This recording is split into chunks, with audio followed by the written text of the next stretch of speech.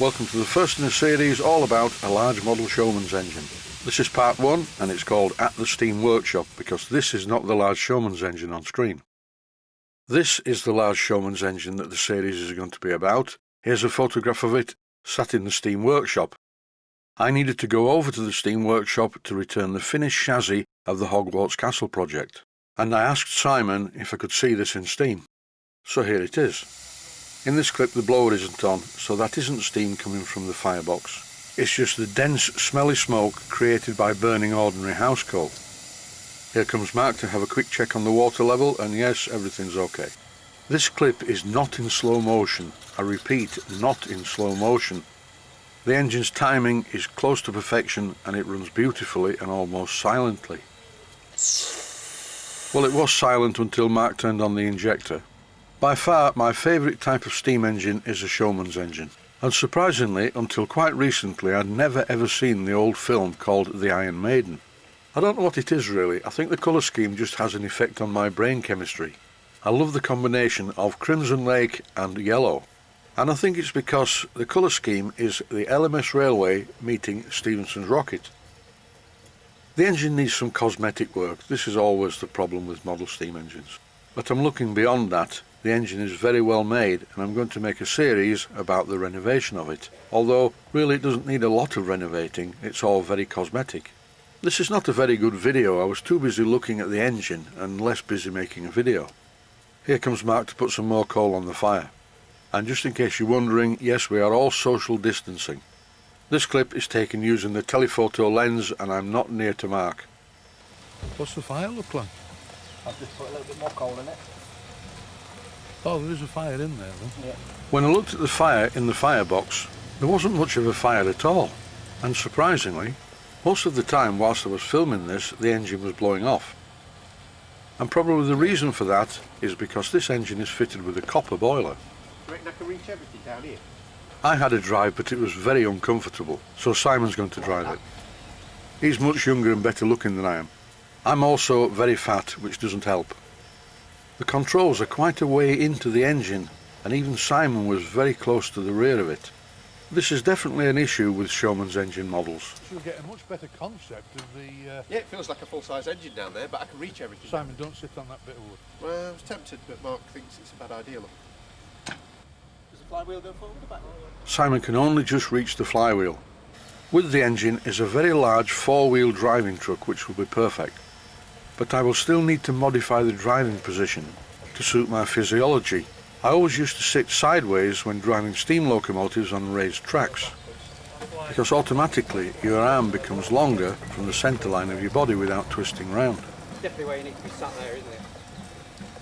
It's a little bit low on pressure at the moment, but it's full of water. I think I'd better translate. Mark, who you can't see on camera, is speaking in the Yorkshire dialect, and what he's saying is the boiler's full of water.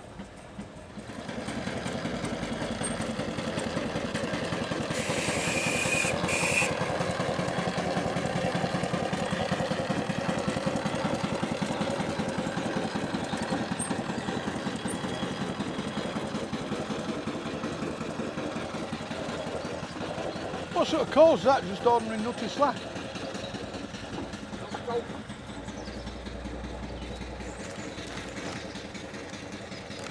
House coal? Yeah. I was gonna say, it smells like it.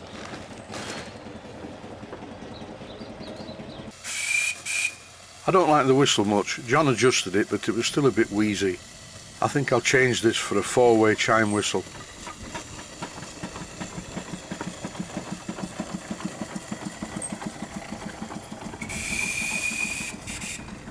In case anyone out there is wondering what this is, it is a Plasto-Burrell steam engine.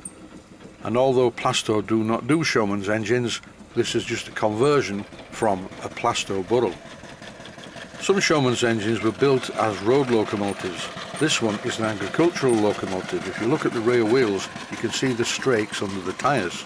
Simon changed the engine to the higher gear and look at the difference.